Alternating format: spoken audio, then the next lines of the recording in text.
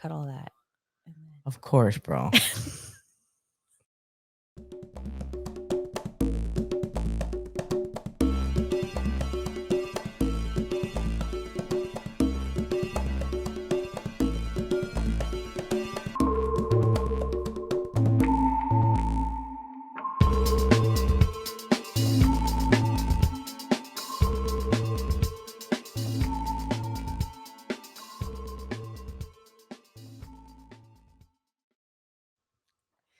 Yo, I'm Sunny D. And I'm Captain J. And we're the Pot Smoking Moms. Welcome to your favorite podcast.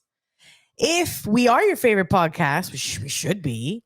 I sure hope so. Yes, please rate, subscribe, share. Just be friends with us. Talk to us. Poke us. I don't know. That's a Facebook thing, I think. An old Facebook thing. Yeah, I think it was a Facebook thing. Duh. Or was it No, it was Facebook. Poke us. I don't know. Talk to us. Potsmokingmoms.com. That's our website. We love to hear from you. So please hit us up. Yes. Check us out. And we are getting ready for our smoke sesh sponsored by Fluent. Oh, I need this smoke sesh. It's been a long day. Yes. So if you have something to smoke, please use this time to grab your stuff because we're going to get ready to smoke it.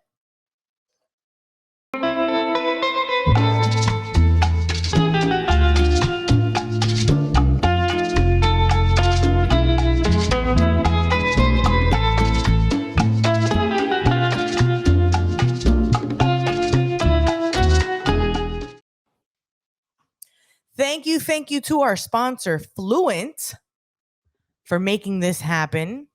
I have Tiger Rose is the strain I'm smoking today. It's a completely unique and exclusive cultivar.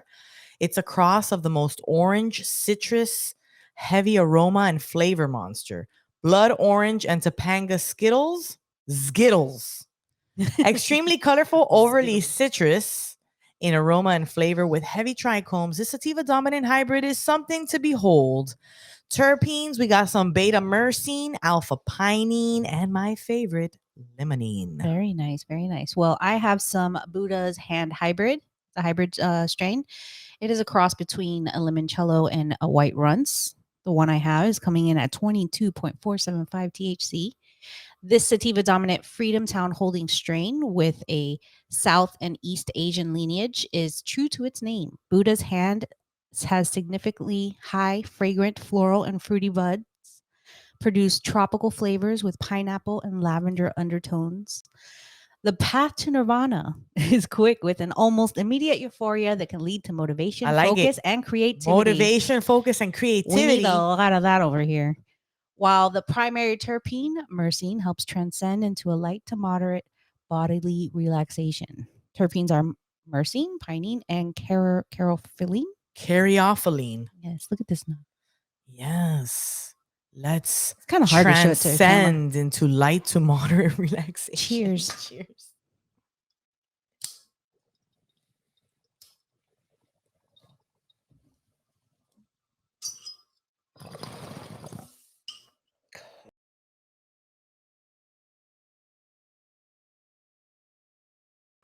You guys, hope you're enjoying your smokity smoke. We got a great interview today.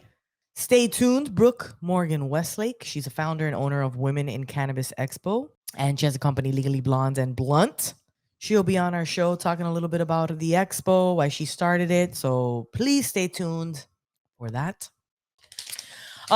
This episode, you could see this episode and any interviews on our video by becoming a patron. Yeah, right now we're like doing a video, and unless you're a patron, you cannot see it. We share clips with you guys sometimes online, but if you want full length episodes, video versions of the episodes and stuff like that, become a patron. If you can't become a patron, that's fine. Help us out by please giving us a review, review, or share our podcast. Just sharing it on your stories or wherever you can. It really helps us get more people to see us, and hopefully get more listeners that way. Being shadow banned on social media, it's really hard to get exposure to people that aren't already following you. Even people that follow us have trouble seeing our content. Yeah, star stuff. Favorite. That way it's always in your feed. Yes, please. Or maybe auto download to make sure it automatically downloads the episode. All those little things Subscribe, yeah. helps us. I hope you guys are surviving back to school. Oh. The worst part I think about back to school for me is the days that I have to go into the office, and now there's that back to school traffic. Yeah, listen. I do not miss working a standard job at all. Because they're because they're in school for only a little bit of time, and then if you have to put them into after school care, you got to pay for that. I mean, it's like it's a scam. So, how did Sloan's first day of official school go? It's good, great, fantastic. We didn't get an opportunity to cry. I almost cried, but there were so many people that I was just like, oh my god, there's so many people here. I want to get the fuck out of here. She saw someone at the door start crying, a boy start crying, and she started getting the idea of like, oh, yeah, maybe this so is I saw something to her cry start about. kind of start choking up, and I'm like, okay, bye, go into your class, bye, and then we dipped. But she was fine for the most part. You know, she told me she cried a little bit every day. She kind of like, oh, I cried, and then day before Thursday, she was like, oh, I didn't cry today, and I was like, oh, fantastic. And then Friday, we had a whole thing with the drop off. I kind of came in toward the tail end of drop off. So she had to be on her own. I had to be like, hey, you got to go to your class by yourself. Follow that girl. They were letting you walk them in? Or there wasn't people No, there to guide her? there was a teacher left trying to clear the end of the of Mm. the drop off line. So usually there's a couple teachers there and they'll gather a couple and they'll each go and take them. Yeah, yeah. So I was like, go follow that little girl. She looked like she was confidently walking in the school. I'm like, go follow her. You know where to go to your class. Come on. She looked at me. Yeah. Like She scared. said she got to her class crying because she was scared. Aww. Which I'm like, you know, I go to her. It's okay to be scared. It is a very scary thing. But look, once you start doing it more often and you start, you know, it's you. I'm so proud of you. Like you should be proud of yourself because this is a big thing that you're doing. You know, you're Yeah. getting bigger. And Yeah. so we tried, and I'm like, oh, kids are like, they don't really say much, right? You try to like, hey, how was today? And they're Mhm. like, yeah, it was good. And you're like, okay, can you elaborate? No, you gotta if you just ask in general, Mhm. they don't remember things. Yeah, they you know. don't. So like they may later on throughout the night as things are happening, it might remind them of something that happened in the day. But if you're like, oh, how was school today? What'd you learn? What'd you do? I don't General. remember. I don't know. Right. I don't That's what she would. forgot. So I was kind of zoning in on specific things. I'm like, what about friends? Like, are you talking to somebody? Has anybody said anything funny? And she's like, I thought it was interesting. She was like, I don't need to make new friends. And I'm like, what? And she's just like, I already have plenty, like naming our neighbors and some of our friends. And her idea was like, we don't know their parents. Like, how can I be friends with them? Like, Yeah. you don't know their I don't know parents. that. I don't know that kid. Right. And I was like, well, and she's like, we don't know where they live. Like, we don't know. And I'm like, it's okay, you know.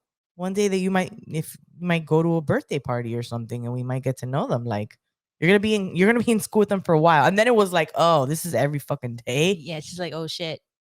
She was And it was a short week because you guys started on Tuesday. So right. And then we had to explain to her like, hey, you know, you get the weekends off. It's like work. You gotta go every day. Luckily, yeah. I'm home, so I could pick her up at 2 when she's done. Yeah, yeah. Cause then you know, having to leave the kids in school for Or longer is aftercare or like, whatever. yeah. Yeah.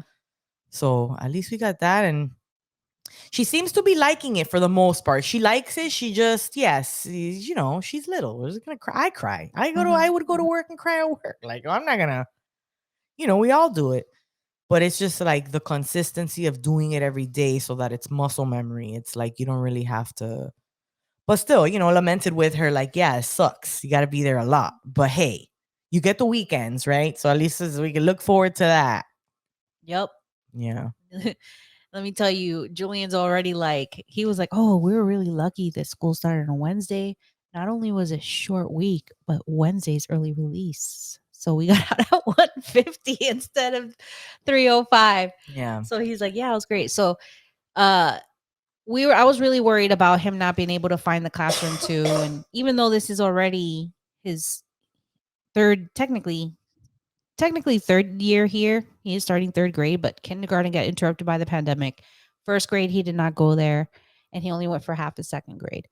So when we went to orientation and we saw the classroom and we met the teacher and everything, we walked from the classroom to where drop off it was, and I was like, okay, so this is the way you walk from where I drop you off to the classroom. And we kind of like routed it. I made sure he knew the room number and all that.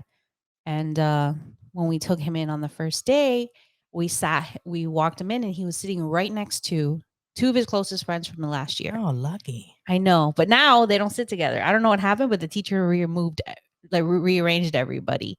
So I don't know what happened there, that they're no longer sitting together. But yeah, no. So he's doing all right. He's like already ready for summer though. I know. I mean, well, you can't blame them, and it sucks because, like I was telling you earlier, I hated school. I did not like school at all, ever.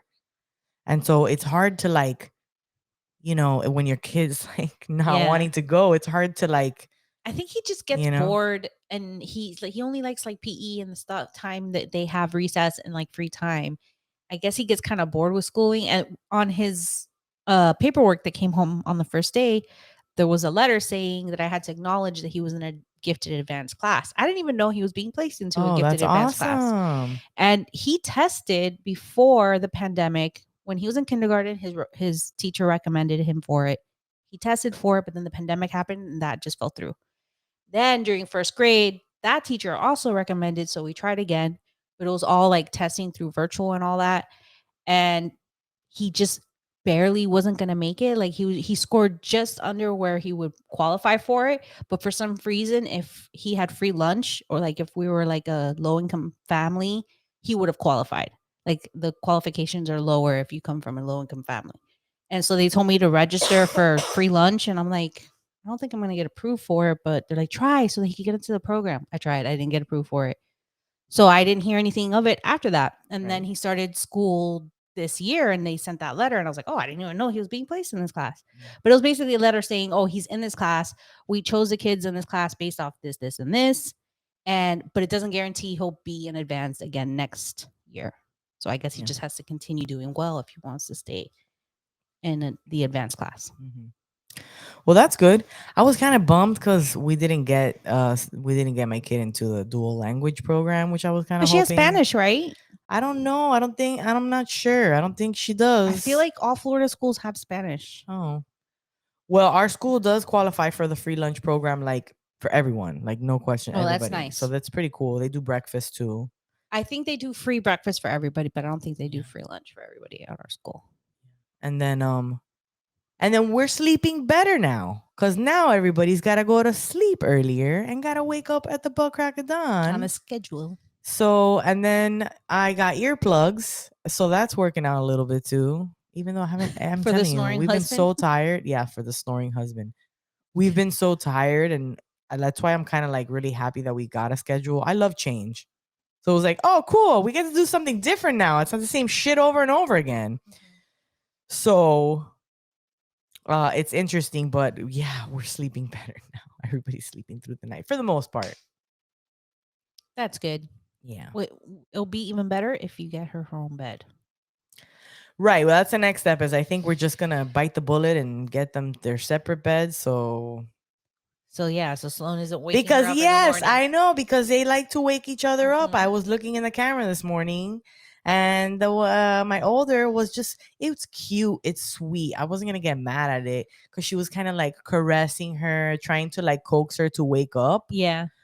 And it was cute, but It's like, damn, let her sleep. yeah, I know, but I was like, let her sleep. Like, she needs it. The little one needs the most sleep. She needs to see. Yeah. She's sleeping in the car line for when I pick up, which is so inconvenient because we're not gonna stay out for long. Like, it's Yeah. just we go back home. She gets bored. But she flips out, screams her head off. I kind of divert the attention for a second, and I look back and she's asleep, and it's like every day now. So now I gotta figure out how to deal with that. You'll get into it. This is only the first few days. You guys will Yep. get into your routine, and then it'll be boring again, and you'll be like, "Damn, I need to And change." then it'll change again. Yep. And then boom, change. Then Sid VPK. Hey guys, it's time for us to tell you what's happening.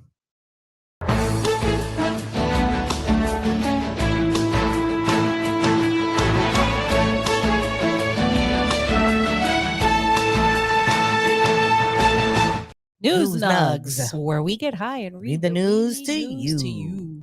you. You guys probably saw this all over the place. These Yeah. weed ice cream trucks. We got them here in Wynwood, actually. Surprisingly. So, New York City police crack down on weed trucks in Times Square.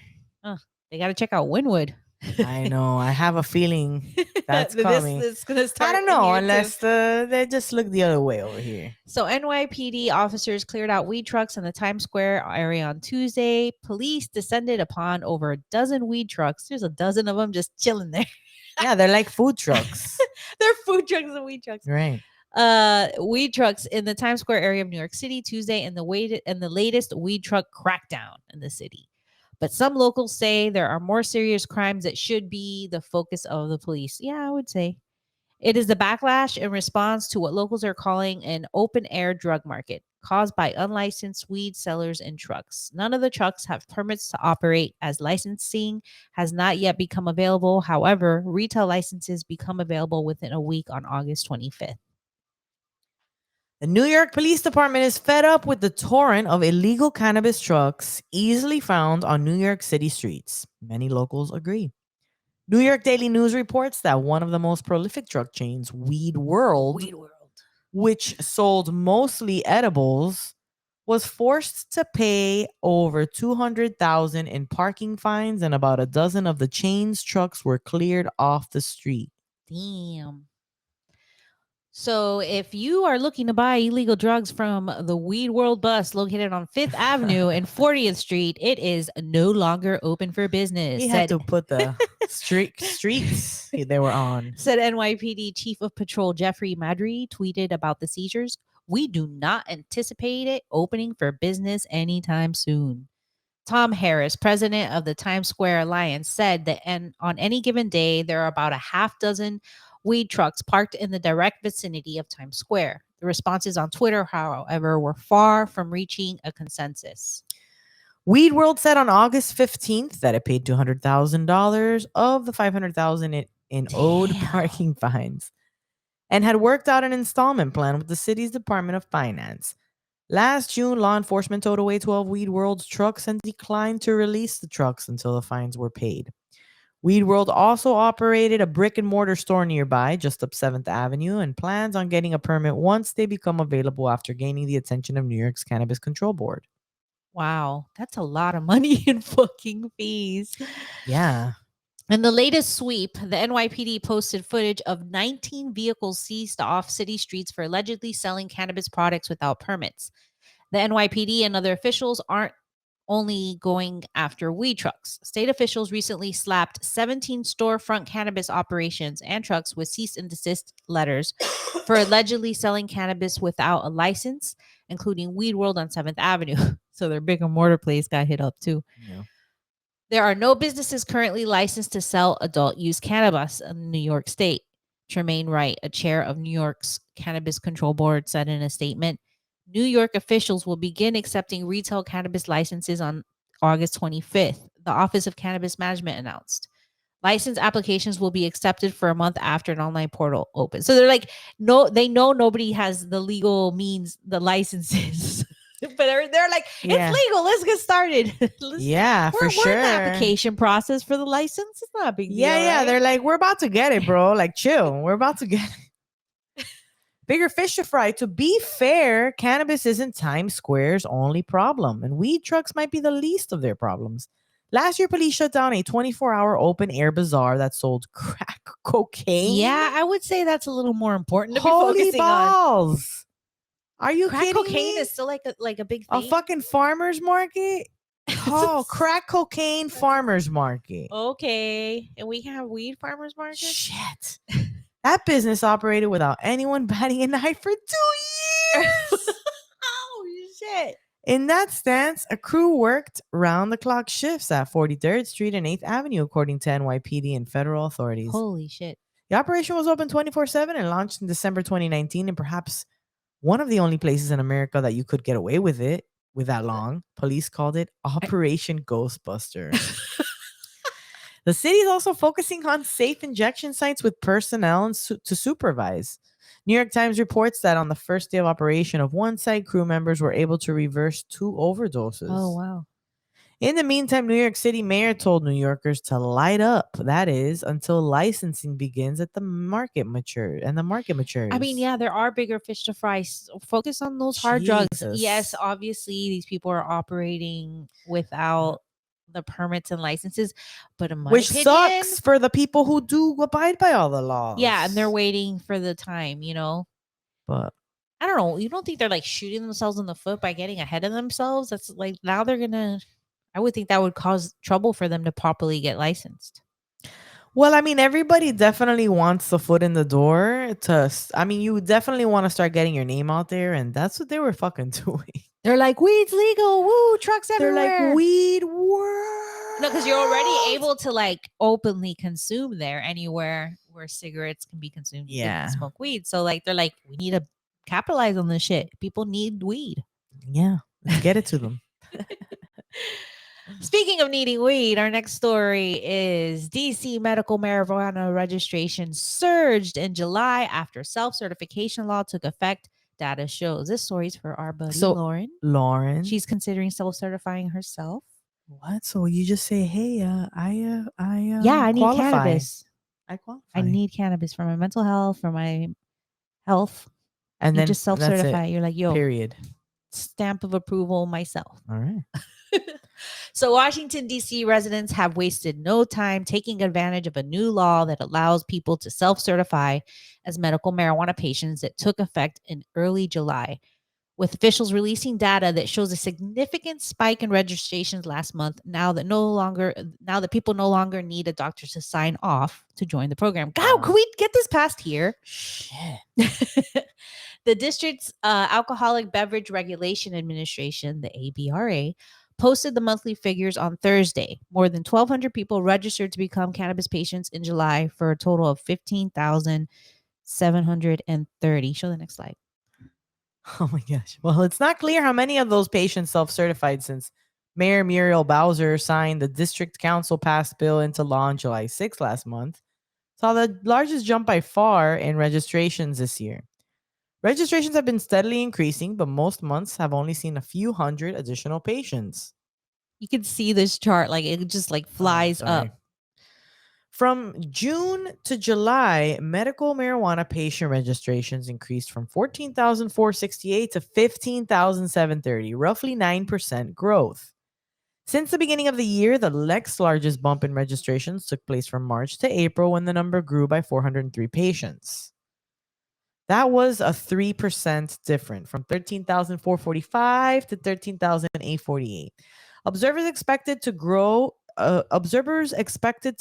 in patient registrations with the self-certification option as a proposed policy change received significant attention.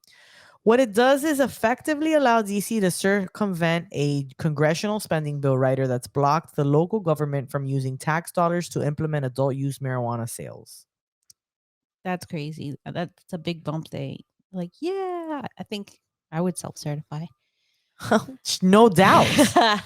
Voters approved recreational legalization at the ballot in 2014, but the rider from Rep. Andy Harris has served as a consistent barrier to seeing through the will of voters. Bowser, U.S. Rep. Eleanor Holmes Norton, and other elected officials in the city have routinely criticized Congress for singling out the district and depriving it of the ability to do what a growing number of states have done without federal interference. Lawmakers and advocates have also expressed disappointment over the fact that President Joe Biden has included the rider in his last 2 budget requests, despite saying he supports DC statehood. There's a chance that the spending provisions could be eliminated as part of a fiscal year 2023 appropriations legislation, but the district council decided to take matters into their own hands in the interim with the self-certification bill. Since they're not really doing a proper like legal market, this is why they're doing the self-certify on the medical thing, so it's easier for people to just do the medical without having the rec. Norton told Marijuana Moment in a phone interview last month that she's fairly optimistic that the rider will not be included in the final spending package. She added that the DC self-certification policy is an effective workaround until then. A similar bill that would have also provided the cannabis self-certification process was narrowly defeated in April. But the reason for its rejection was largely related to separate provisions in Chairman Phil Mandelson's measure that would have cracked down on unlicensed businesses that are using existing policy to gift cannabis to people who purchase unrelated products and services. Those enforcement provisions were not included in the enacted law, but the issue was addressed in a resolution attached to the measure. It notes that there are lower barriers to access at gray market suppliers because an unregistered person could simply buy a non-cannabis item and exchange gifted marijuana without going through the application certification process to access licensed dispensaries. There are also safety risks in that market, the legislation noted, because products aren't subject to quality control standards as in the existing medical cannabis program. The patient self-certification provision of the measure represents a significant expansion of another piece of legislation enacted into law this year that allows people 65 and older to self-certify for medical cannabis without a doctor's recommendation. Yeah, now everybody can. Meanwhile, the mayor signed a bill last month that bans most workplaces from firing or otherwise punishing employees for marijuana use. That's good. The reform is designed to build upon a previous measure lawmakers approved to protect local government employees against workplace discrimination due to their use of medical cannabis. Yeah, that's absolutely necessary. There's so many I don't know. I think laws and things, and that's wouldn't it be self-certification. nice if cannabis was just A treated plant. like a plant? Like you can buy a Home Depot if you want like to. a tomato plant or whatever, like it's like self-certify, medical. Yeah, rec, there's so many. Right. It's so stupid. All the fucking. I understand you want to be safe and all that, and anything that somebody's selling for people to consume should have safety protocols. Right. But in the end, like if you want to grow your own tomatoes and eat them, you should be able to. Yeah. You shouldn't have to go through all these things Right. to be able to just have weed. Agreed. It's a plant. It's a fucking plant, people. Yeah. And you plus you got to know how to like cure it and stuff. You can't just smoke it off the tree. Exactly. So it's like there's a process. Not everybody's going to be growing their on. tomatoes. Yeah, we're having farmers markets with crack cocaine. Farmers markets with weed. It would be so fucking nuts. Awesome. What is a 2 years what is a farmers market with crack cocaine? What does a crack cocaine farmers market even look like? I mean, I think it was a farmers market, and then they had somebody there that sold crack cocaine. A couple guys, couple vendors. Couple vendors. I don't know. Under the guise that you're buying tomatoes. Wow. Oh, my tomato had a little crack cocaine in it. I really like these. I need more tomatoes. I need more tomatoes. Everybody's addicted to tomatoes, right? Because they put crack cocaine in it. Jeez, sounds like something that would happen in Miami. All right. Speaking of, I love you, Miami.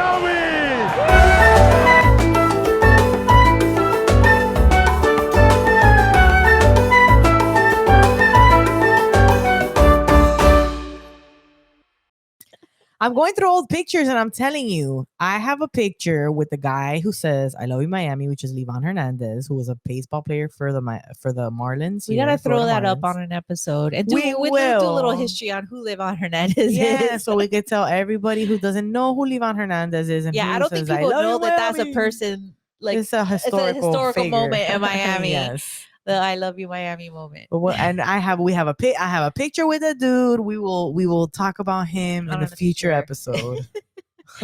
Well, this week's "I Love You, Miami" story kind of follows up on the story we had last year. But so Florida activists last week episode.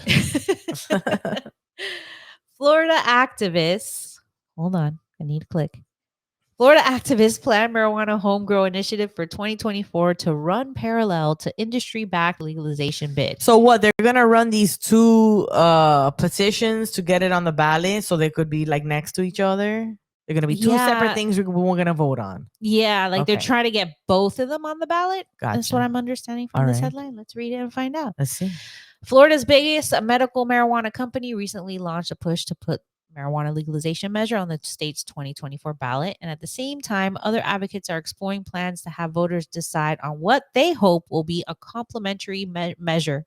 Complementary, okay. Mm-hmm.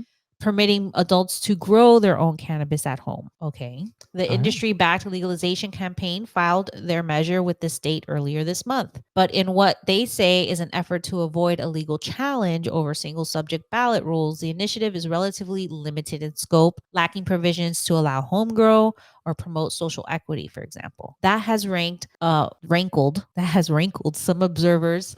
What is rankled? I know. That's the first time I've seen that word used. That Very colorful. that has wrinkled some observers who see the measure as largely self-serving. Yeah, I would have to agree with that. And that it would at least initially simply allow existing medical cannabis companies to start selling to the adult use market. Right. To fill that gap, Moriah Barnhart, an activist with the Women's Initiative for a Safe and Equitable Florida, tells Marijuana Moment that she's in the process of forming a separate political action committee to get a home cultivation initiative on the ballot as well. With an adult use initiative launching with $5 million backing, it only makes sense to file home grow parallel to it, Barnhart said, referring to the Smart and Safe Florida campaign that's received seed funding from the major cannabis company Trulieve. I've been asking for 6 years if I had any support in that endeavor, she said. I have always felt in the state of Florida that was our best bet for a myriad of reasons. One of the top reasons to split the reforms into two measures is the fact that the Florida Supreme Court has represented a barrier to citizen-led reform efforts in the state. And so they want to avoid pursuing any one initiative that could be jeopardized by a legal challenge over language or single subject rules. Based on the current political climate of our state and the rules and guidelines that we're under, I have always felt that it would be best to file two separate amendments side by side and run them parallel, where the resources can be strategically tapped. Barnhart said, whether they're actually related or not is really neither here nor there. I mean, she's not wrong. That would be, since the Supreme Court's saying that each amendment has to tackle only one subject, making it two different things and trying to push them both onto the ballot together would make sense. In this case, the Homegrow PAC hasn't been formed yet, and there are no major funding commitments at this point that Barnhart could reveal. But she says she's actively consulting with attorneys about possible language for the measure. In a perfect world, she said, the proposal would allow adults to grow a certain number of plants for personal use with an option to grow more than the base limit with a doctor's recommendation. Making the ballot in Florida is an especially resource-intensive endeavor. Case in point, the legalization campaign is starting off with several $1 million in funding from Trulieve. That's just to get it off the ground. Successfully placing a measure on the ballot on the 2024 ballot will require the collection of 891,589 valid signatures from registered voters, which we heard from Michael Minardi, the lawyer that was on our show, that I like how hard it is, right? Because each signature has to be perfect. All the information has to be put in there. And all the form needs to be complete. It has to be complete. And then they have to pay for each one to get certified. And they have to pay the people collecting it. And there's like a whole lot of things involved. Even more resources would be needed to mount a successful campaign to advocate for its passage in the state's multiple media markets. Trulieve spokesperson Steve Van Court told Marijuana Moment in a phone interview last week that the company is giving a big thumbs up to Barnhart's initiative in theory, and they've liked the idea of letting voters decide on a home grow option.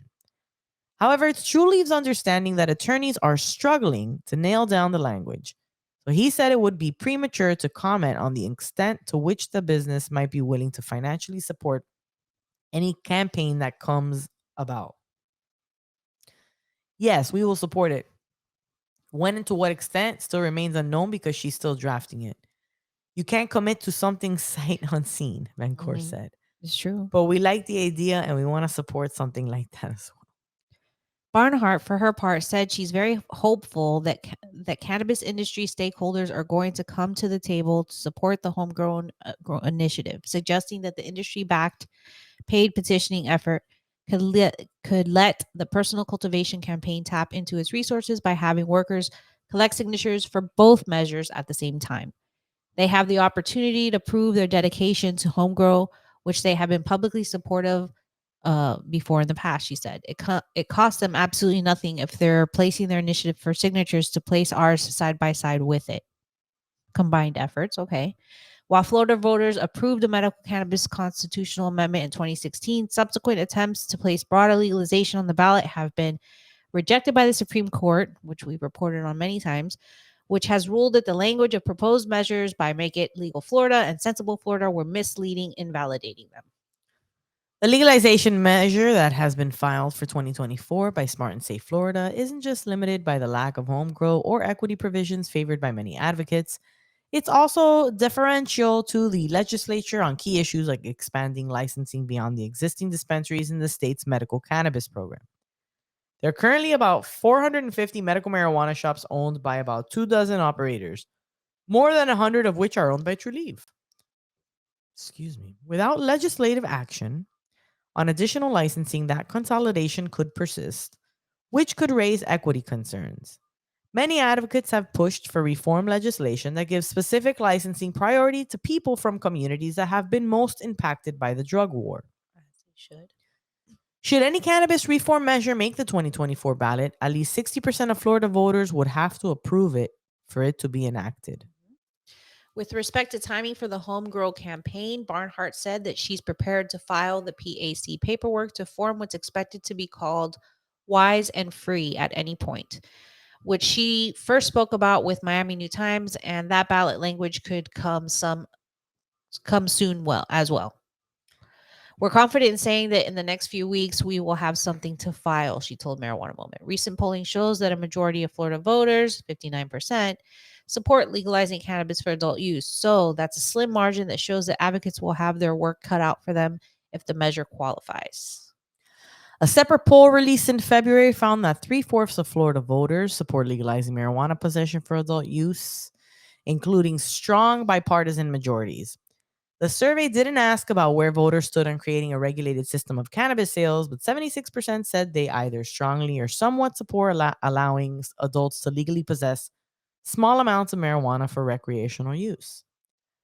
Looking ahead to 2024 rather than this year may leave advocates better positioned to earn the needed supermajority level of support, as demographic groups more likely to favor legalization tend to turn out in higher rates during presidential rather than midterm election years. Yeah, that makes sense. 2024 ballot would have the best chance at passing. And it gives more time for them to get it on that ballot. Yeah, this is not even a thing yet. It's not even a written initiative. It's just like, hey, talking about it. Like, hey, we should do this. I have some strong feelings about that. Like, they're saying, Trulieve is saying that their attorneys are skeptical on proper language for it. I don't know. Right. I first of all, I'm anxious to see it when it actually becomes something. But there must be more social equity. Like, I don't understand why it's not in the original legalization. And I don't understand why everybody is pushing for all kinds of stuff and they're so worried on the language and all this stuff, but none of that language for that is being included. Like the initial legalization effort, the one that right now, the whatever Smart and Safe that they just put $5 million into. How come that doesn't have any social equity programs in it? Why? And then what I don't understand is, why is there a limit on the number of licenses in the first place? Like, why isn't it just like we have licenses and as long as you meet all these criteria, and you can follow the rules, and you follow the rules, you can get it. Why is it like, oh, we only have this many? Right. And who says it? Who's the guy who's like, exactly, who is the guy, who's the god who's like, this many only? Exactly. It's all from the top. Everybody in the top is just get rid of all those motherfuckers. Fuck. So like, why limit it? You know, they're just trying to make it harder for people Right. to get And in. that's just it. That's just it. There should be They're no limit to the gatekeeping that shit. licenses. No limit to the licenses. Yeah. As long as you meet all these criteria, you get it. And on top of that, have special, for social equity, make it a little easier for them to qualify, or they could qualify automatically if this, and that. Just look at other states that have good social equity programs. New York is doing a good job. Right. And copy what's the language they used on their ballot. Copy that shit. I don't understand why people can't. Ass backwards. Yeah, and I'm sorry.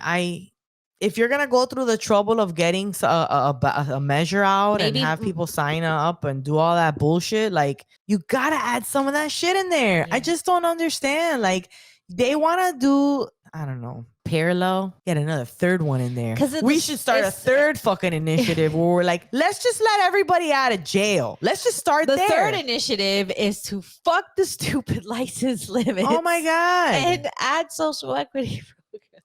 Yeah, why is everybody, I don't understand. Third initiative is I forgot to turn off. Oh, we're gonna be parallel with this third initiative where we're going to just, the language is gonna say, stop, let's free everybody who's in there for this shit, and let's stop locking people up for this shit. Yes. Period. Then do whatever the fuck you want. But we should start there probably. We should probably start there. Yes. Because then what happens? We keep putting that off. We keep doing all this other shit. And they're recreational. Just making their money. People just making their money. People are still sitting in jail. Right. So for just trying to make money to make so their lives. Stupid. Florida's just ass backwards. Yes. All right. Enough of that. We're gonna we will continue to follow up on that. Because at this point, it's just hearsay. It's just, I have this plan, guys. You know how I feel about people. And it's not a bad idea. They just, you need to get the lawyers to write the proper initiative, to get the language right, then try to get it, then collecting signatures. And that's a lot. So I think her idea is to come up with the initiative, have it written, and then piggyback it with what Trulieve is doing with the Smart. We will stay tuned to that. And it costs a lot of money. Apparently, it costs lots of money to even get medical passed here. So it's going to be just as much or more for rec. Yeah. All right. We got a fun interview today with Brooke Westlake. She is a founder and owner of Women in Cannabis Expo and Ligue Blonde and Blunt. After 20 years in healthcare in both public and private sector, Brooke's professional career shifted into the cannabis industry, where she created and launched her own companies. While in the process of getting a cannabis testing lab open, Brooke realized a need for a national expo and meeting facility for women in the cannabis industry. Putting movement into action, the Women in Cannabis Expo was developed and launched in January of 2020 with the mission of connecting, inspiring, and helping women learn in the cannabis industry. Here is our interview. We hope you enjoy it. We finally are here. Third time is a charm. Finally sitting down with Brooke Westlake. So I found you because I saw the Women in Cannabis Expo, and I was like, that is interesting. What is that? So I would love for you to tell us all about what is the Women in Cannabis Expo that you have. And this year you're doing a little different, where you have multiple expos happening in different states. So the Women in Cannabis Expo, I started it in 2020, and we know that year was a lovely year for most of us with COVID. So we were set to have our first show in 2020, and Women in Cannabis Expo is featuring that of all women in the cannabis industry. So women who want to know about cannabis, women who want to go into this industry, women who are already in this industry, women who were, original OGs, and now they've got corporate companies now. And it was started because I couldn't find any events like this, any trade shows that were geared towards women. And with my background of 20 years of healthcare, I was very used to trade shows for 10 years. And when I went to a large conglomerate one, looking at how to get my vendors for my lab, they had a women's night, which I thought was pretty cool. But then it got the wheels spinning, and I was like, I will spend money to go to expos for women, and I couldn't find anything. So our first show that was supposed to be in 2020 got positioned to 2021, and we did a 3-day event, and it was very well received and people loved it. And so then we decided this year to take the show on the road, hosting 4, which we've already had 2. Atlantic City was in May, Denver was in June, and then in September we will have Las Vegas, and San Francisco will be in October. Ooh, that's exciting. So where was the first? Was it in Reno, your first one? Yeah, I felt like having it close to home. My first time having it, my first expo, probably just keep the reins in a little tighter. And it was, like I said, it was well received, but then people kept saying, go to Vegas and go to Denver. And I was like, maybe I should make this like moving around the country, because there's other states that are still adopting cannabis into recreational or medical law. So that's why we picked Atlantic City, New Jersey, because they had just approved recreational cannabis. And it's been fabulous to move the show around so that it gives other people and other women opportunities in different parts of the country. If they can't travel across the country, well, don't worry, we're coming to you, kind of thing. So it's worked out real well. That's great. And how many, so at the expo, how many vendors, speakers, and how many people usually come out to this kind of event? So with our Reno one, we did a 3-day event, and we had roughly 350 people, 50 vendors, and we had 20 speakers. With this year, how we position the expos, they're 1-day trade shows. So we're averaging between 25 to 50 vendors. In Atlantic City, New Jersey, we had 10 speakers. So they each had their own 30-minute block. But in Denver, we doubled up on the speakers, and we had 20 speakers. And as far as attendee rate, we've been between 100 to 200 people per show for the whole day. Yeah, it's been really good. Yeah. And what kind of speakers do you have? Everything. So from women who have created their own CBD line, women who are attorneys, women who have created hair care, skin products, or they're starting with their own cannabis brand, or they're a dispensary owner. Every kind of job that you can think of in the regular industry transitions over into cannabis. And so we have tried to incorporate every kind of amazing dynamic woman in this arena into having them at our expos to showcase what they're doing. Where did they start? How did they start? What's their story? And so any accountants, like I said, attorneys, healthcare, nurse practitioners, doctors, authors, health and fitness instructors, spiritual guiders and leaders, growers, everybody that you can think of, we've had and will continue to have at our shows. That's great. Yeah. That's awesome. And how did you get into all this? Yeah, how do you go from healthcare to cannabis expos? Yeah, it's quite if you would, I mean, it is healthcare, but it's just it is health. I heard that can't spell healthcare without THC. Without THC, and it's true. And actually, if you would have asked me 5 or 10 years ago if I would have been in the cannabis industry, I would have laughed you out of the room. I'd have been like, "What? What are you talking about? Like, that's crazy." But it was actually the last company I worked for, I was with them for 10 years, and we closed in March of 2018. I decided to go and do my master's in criminal justice, and it was a 2-year program. I got it done in a year and a half. I was looking at purchasing a fingerprint drug testing franchise to mirror up with my healthcare background and my criminal justice. And I called a very important mentor of mine, and I was talking to him about this. And he said, you should open a cannabis testing lab. And I was flabbergasted. I was like, what? I don't know anything about cannabis. And he's like, do the research and call me back. And I'm like, oh, way to monkey wrench my whole game plan of going and having a franchise or something else. And so it was really my mentor who said I needed to do the research, and he thought that me combining my medical background for a lab would be amazing. When I launched the expo with the lab, but I still don't have the lab because of what's happening in our state with licensing. And it's actually worked out the way it's meant to be, because the expo has taken off in such a direction of being a traveling expo that I don't know if and when the licensing opens, I don't know if I will get a lab now, because I've been so busy with the expo, and then I've launched my e-commerce brand. So, having a mentor put the little bud in my ear.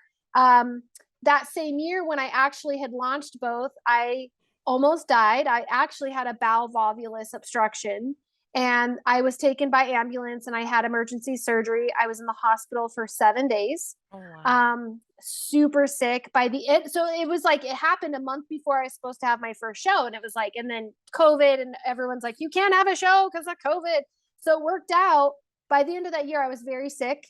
I went into a dispensary and did not tell them I worked in the industry and said, here's the deal. I tried it 20 years ago. I had a panic attack. I'm dropped a lot of weight. I can't keep food down. Like I'm at the position of looking for alternative medicine. Can you guys help guide me in like what I should try?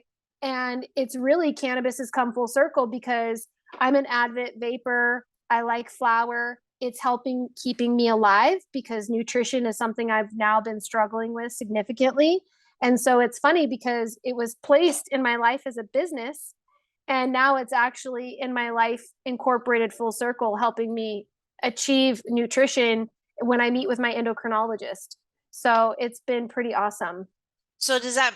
So your relationship with cannabis as a consumer didn't start until you joined the industry? You never used cannabis before, whether it was recreationally or just trying it as a teenager, or where'd your relationship with cannabis really start? I did try it at 18 and I had a massive panic attack. Oh, And too much THC. Yes, too much. Like I was like, I took too many hits and I was freaking out, and I was telling my girlfriend she was going to have to drive my car, and she was like, I don't have legs. Like she's a bilateral amputee. No kidding. And I'm like, you're going to have to drive the car. And she's like, I don't have legs to drive your car. And it was like this whole thing. And I was like, it made me feel so bad. The story's hilarious, right? Like it's like a Cheech and Chong, but with like me and my amputee friend. And I was like, never again. I am not touching that stuff ever again. Because, back then too, so much different from today. You either got really bad pot or really good pot. And where today I could go in and talk to somebody and say, these are my health elements and this is what's going on. Do you think there's something that will help me? So my relationship did not start out well with cannabis. And that's probably why, my relationship, when my mentor said to me, I should look at it as a business, I was like, what are you talking about? Like I had a bad experience with it. It was illegal forever. And, but now that it's interesting because now I have a very friendly relationship with it. And I would much rather prefer to use my vape or flower or an edible than to have wine. Half the time when I try to have wine now, I throw it all up. If I have an edible, I want to eat snacks and I keep the food down. So there's a big, significant, life-changing event that's happened for me. And now the relationship is very positive instead of how the first time around it was. And that's why education and people talking about cannabis is so important, because that first experience, they need to know to go low and go slow. And because usually when somebody has a bad first experience like that, then they have a bad taste in their mouth about cannabis. And what they need is if high THC makes them anxious, they need to stick to something with low THC with maybe some CBD in it as well. That would be a whole other experience for them. They also told me stay away from pining. They said that the terpene pining will cause that anxiousness. And the other thing that people should be made aware of, and you're right, education is key. Low and slow is absolutely key. But the other thing, and I have experienced this every now and then, if I have too much, it'll drop my blood pressure and I get kind of fainty. But I know that that's a side effect and I'm aware of it. And so I know how to react to that when that happens. But the education component is so critical, so critical. And what we usually also ask everybody this, because when we started the podcast, we slowly kind of started telling our parents about what exactly was what our podcast was about. What is your relationship since you work in the industry with cannabis? What do your parents think, or how has this Your changed your family. relationship with your family? That is such a great question. Let me tell you, everybody was shocked because I was this church going, choir singing, cheerleading girl. Healthcare was my game for 20 years. And when I decided to do my master's and go back, they were shocked by that. But then on top of it, they were blown away by me going into cannabis. My stepdad who just passed away on Father's Day, I went over, my mom made some steaks and we had salad and potatoes. and he handed me a joint, and we sat there and smoked a joint. And my mom said to me, "That's going to get you so high." And I'm like, "No, it's not, because I smoke every day." And she goes, "Give me some of that then." And so we literally, my mother, my stepdad, and I were all sitting around having joints, and he had rolled them kind of really thin and tight. And I said, they're a lot smaller. They're not huge, so it's not going to mess you up as quick. They love it. I still have some family members, like some uncles, who I would recommend this for. My aunt who has Parkinson's, and they're very kind of anti-plant based. But they're not anti what I'm doing. I have a lot of support from my family. I've got a lot of cousins who are like, "Oh my gosh, you go girl. That is the coolest thing." And I've gotten a lot of love and support from my family. So they were all very shocked, but they were like, if anybody can do it, Brooke can go and do it. So it was actually like this win-win situation. Nice. That's It opens awesome. up your relationship just a little more, Now you guys can sesh together. Oh, we did. I got my mom so high last week. She's having a hard time with her. She lost her partner of 33 years, and she goes, "Give me one of that." She took the biggest hit. She was laughing. We were like having her have such a good experience and positivity. It was healing, and the laughter, I think, is healing. And just to sit there and be a little high together, and then like tell some stories and laugh, like who doesn't want to do that? That's the best. And your mom helps you now in your business, right? She's part of your business. Yeah, she's worked with me since I opened the expo. She's been there from day one. She does not travel with me, so I have another longtime family friend connoisseur of cannabis. Her name is Amber. She's an esthetician by trade, but she comes with me, and I pay her to come and attend and help all my attendees and vendors. But mom is with me every day at the office. She was also in our Ganja Garden Goddess calendar, and she was Miss January. And people are blown away because she's 70 and she does not look, she's got long black hair. And we surprised my stepdad with giving him those calendars for Christmas. And he was like, "Oh my gosh, look at mom." He was so blown away. So it's been really great to pull the family in, and then to hear her tell people what I'm doing. Like, I'll eavesdrop when she's having phone calls. "Oh yeah, like I'm doing this for Bricky." And I'm like, "Oh yeah, I want to hear. So it's healing to work with her too. I never thought I'd be working with my mom. So it's been a lot of fun. This is our 3rd year working together. That's awesome. Yeah. Different, right? Yeah, I know. It's not, I feel like it's always like, right? Like your relationship with your parents comes in stages. It's like different stages. Definitely. And it's always interesting to see it develop.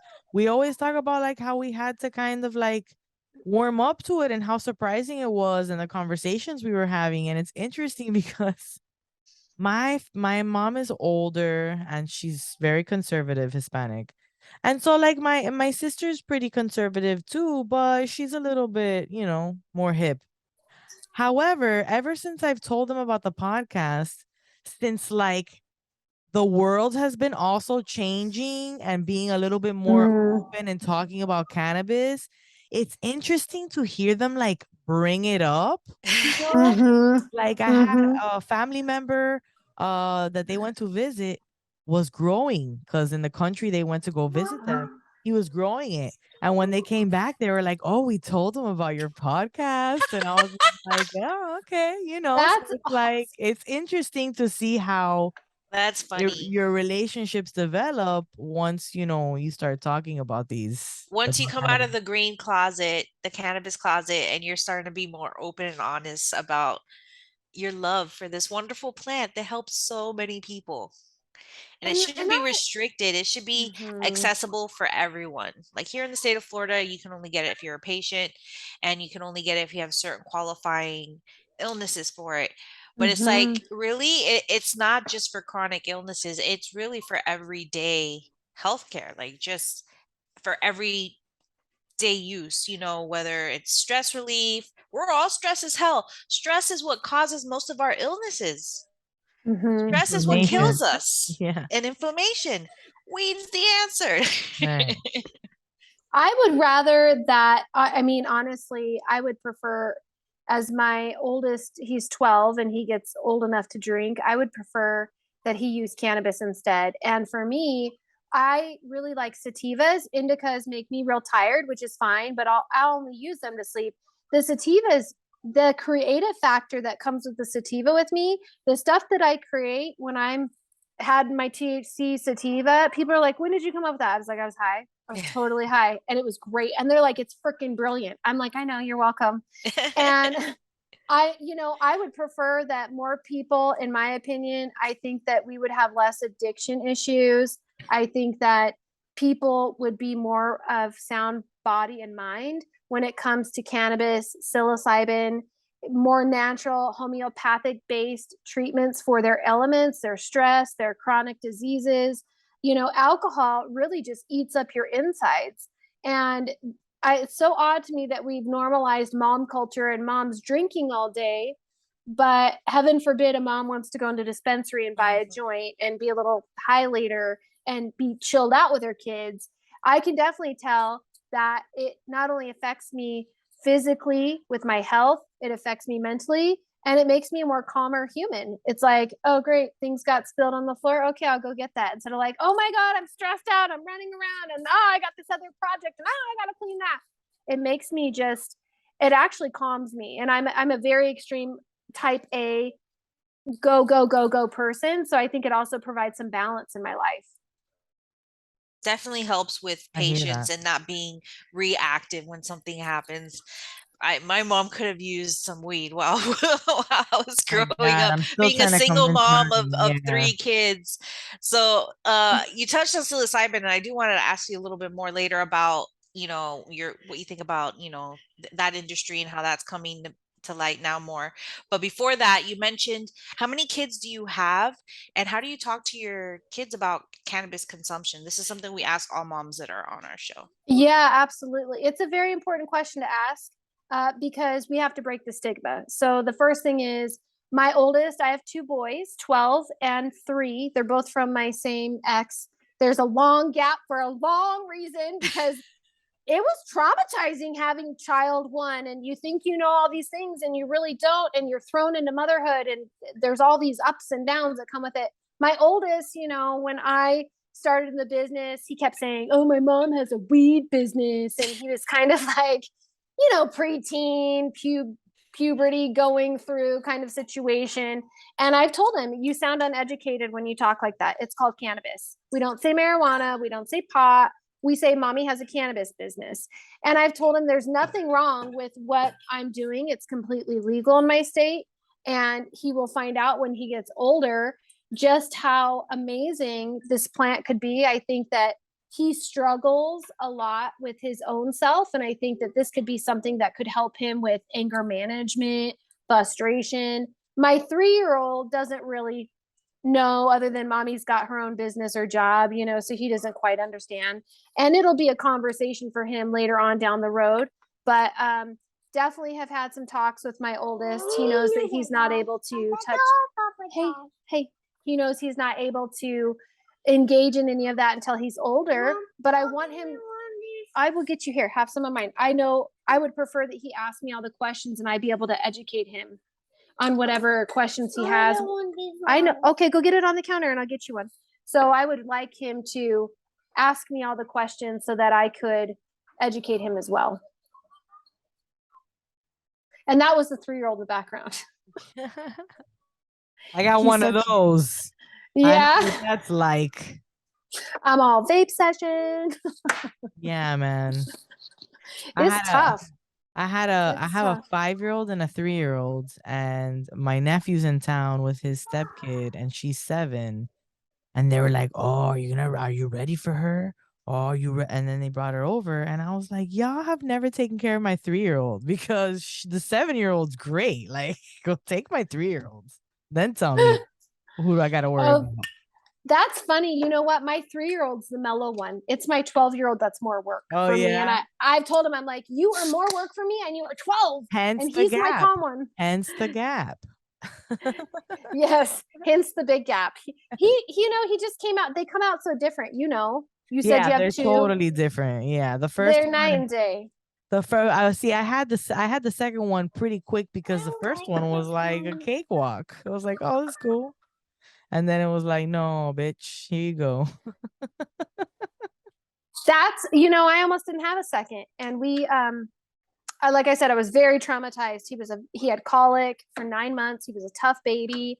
Momhood is rough. Like people, they don't tell you how rough it is because they want you to go through it. They're like, right. What the fuck? I hate I know. that. I'm like, could you just tell me like what I was going to experience, please? Yeah. And they don't do that. Right. Well, how did I know that all this past trauma was going to creep up on me and affect me when I'm taking care of my kids? Like, could somebody have given me the goddamn like heads up on that one? Yes. So we had Grant. Grant was like 6, and my ex kept pushing. I want to have another one. I want to have another one. I was like, oh my God. If I get 2 of what I got the first time, Jesus and I are gonna have some words one day. I'd be like, listen here, Linda. But I got very lucky, but also we tried for 2 years and then found out I was pregnant right when I got accepted to grad school. And I was like, of course. It couldn't be like at the end of grad school or, any of that. And we were hospitalized 4 different times because I'm diabetic and I was so big. I was 199 pounds. I'm 5'2". I was massive. And he was 10 pounds when he was born. He wasn't moving. So that's why they hospitalized us several different times.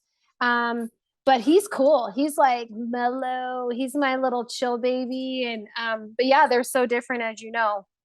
It's stressful. Mommy doesn't need a cocktail. Mommy needs cannabis. That's true. Agreed. Amen. So when one of the ladies goes to the Cannabis Expo, what are we taking away from it? What do we expect to get out of attending the expo? The takeaway and the emails that I receive from people after they've been at their event, they after they've come to my show, they feel inspired. They feel that they've made meaningful connections. They kind of feel they know what direction they want to move their business plan or move their business that they're already currently in.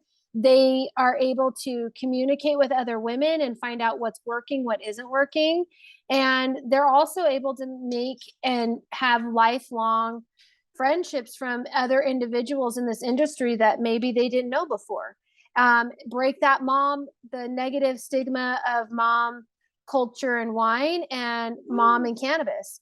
And so they come, all of them come with open mind concepts and they all leave super impressed. And then they also get to experience our cocktail mixer where we give out awards from our online individuals who have gotten them from nomination to winners, as well as panel awards. So best speaking, best booth, they get these plaques, and we have a DJ and we have cocktails and we get everybody all spicied up.